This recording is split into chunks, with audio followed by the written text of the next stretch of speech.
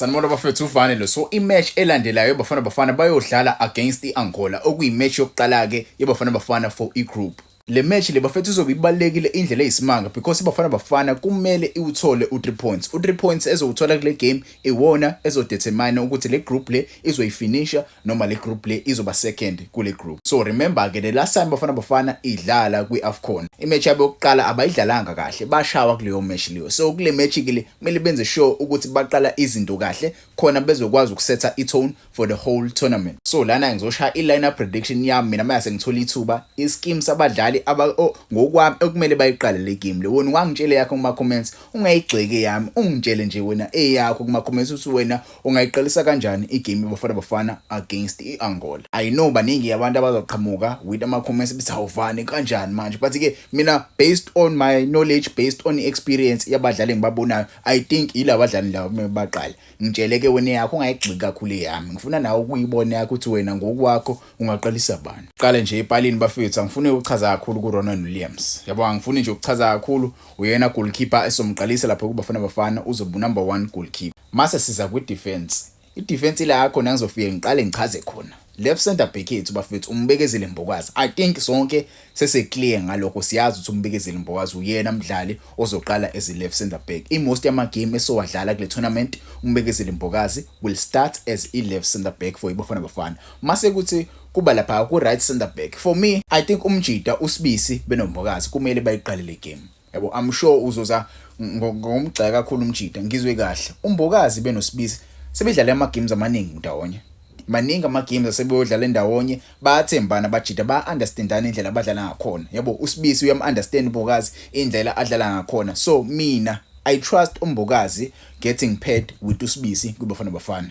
Yes, bengaba mnandi ukuthi mfethu umjida aqale with uNgezana. Yabo umbokazi aqale with uNgezana. But when you look at a partnership kaMbokazi noNgezana, yabo abazani ngaleyo ndlela. There is only one match I remember lapho ngibona khona umbokazi edlala against edlala benobani, edlala benongezana. Kanti ke kwi tournament major kanje you need a guy like uSibisi osekubonile, oseke wadlala vele kuyaFCON, owadlala last tournament kuyaFCON. Yabo uSibisi uyayazi iAFCON uthi iphathelini, so uzokwazi ukuthi amtshele umbokazi umele adle kanjani. So playing a player like uNgezana ongakaze vele adlale kuyaFCON, yabo leyo nto leyo ingasinikeza ngeke kuze kube mnandi, ngeke kuze kube mnandi because kuzoba nama mistakes amaningi lapha emuva. Yabo angisho ukuthi uNgezana akwazi ukudlala, uyakwazi ukudlala uNgezana, one of the best defenders akhona la eSouth Africa bafethu as representayo le Europe. But mina ngokwami kumele kuqale uSibisi.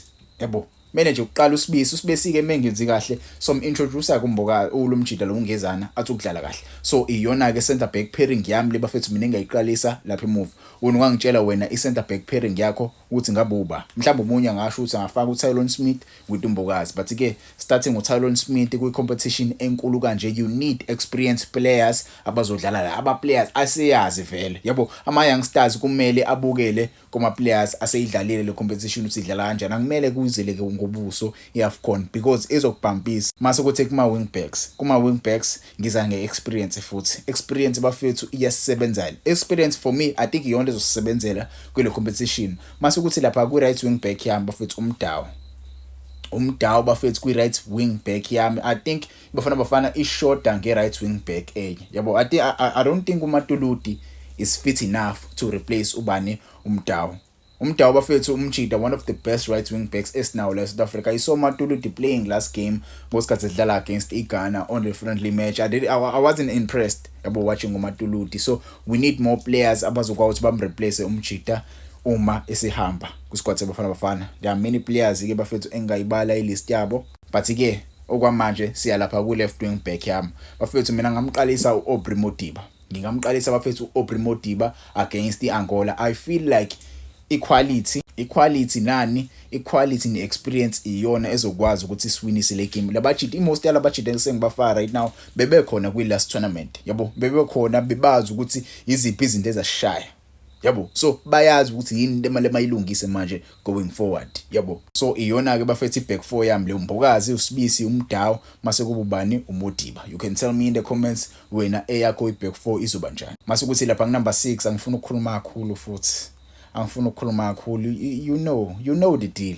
Yabo You know the story, you know the deal, you know the story bafethu. Number 6 wethu for iBafana Bafana, Tebogo Mokoena uyena ozobe ebamba izinto lapha esiswini, one of the best players abhekwe ngamehla abovu. I'm sure iAngola izomtargeta kakhulu because they know ukuthi he is one of our main men. Yabo une link up emnandi with Ronan Williams. Uma subheke indlela esiqala ngakhona ibhola liqala kuWilliams liyo kuMokoena, uMokoena masivule yabo avule ipace ke lapho Mbatha beno yabo abadlala esiswini mase siyakwazi ukuthi siprogress siye phambili. Yabo mase uthi abadlali abazodlala phambi kwakhe ngaqalisa bani ngaqalisa uMbatha benosipho Mbuli. Amsho abantu abaningi bazobuza hawuvane why uqalisa bani uMbatha umyekela uSithole bafethu usathana kubuya kwi-injury, a long injury. Yabo umjida ubesathana kulimala nje kwi-injury ende kakhulu, so starting uSithole kuleya position ngempela kungaba risky because I saw him playing ngosikhathi sidlala against iZimbabwe idlala eMabhida. Umjida he wasn't himself. Yabo he wasn't himself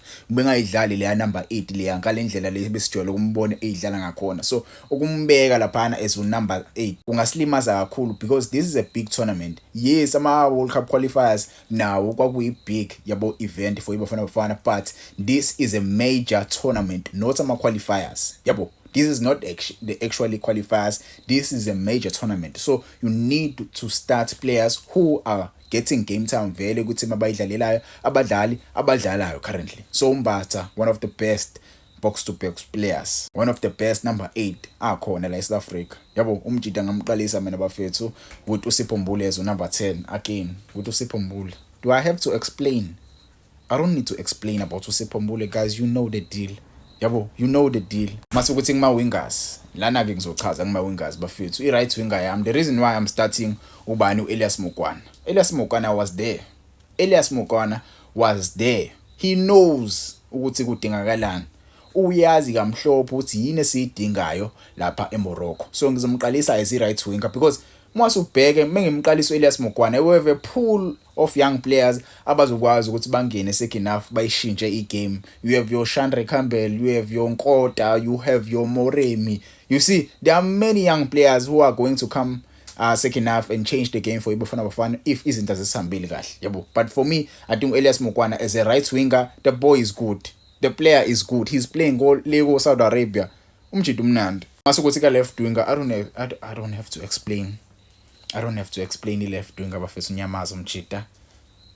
Yabo, Nyamaza so far one of the best players akhona ku-Betway Premiership. The best player ekhona ku-Betway Premiership so far. I don't have to explain myself. Masukuthi up front ngamqalisa bafethu uLyle Foster because I know ukuthi ucoach uzomqalisa. Not because I want to start him, I know vele ucoach uzomqalisa uLyle Foster. Yabo, if it was for me, I would start ubani, I would start uEvidence Makgopa. But again, based on being realistic, iyona indlela iBafana Bafana le possible lineup yeBafana Bafana first 11 first half. Masukuthi ke second half mina ngamkhipha uSipho Mbuli ngifaka uMfukeng as number 10. Masukuthi lapha ka right winger ngifaka uNkota, up front ngifake bani ngifake lo mjida lo bafethu Evidence Makgopa. Masukuthi mase ekhathele futhi Oswina Police ngifake uShandre Campbell lapha ka left. Yabo zi attack ke bafethu sizama ukuthola iwin. Ngikhipha uMbatha ngifaka uSithole. Yabo iyona ke mina ama subs engawashaya lawo. Ungangitshela wona ama comments, how do you rate my lineup wena ithini eyakho?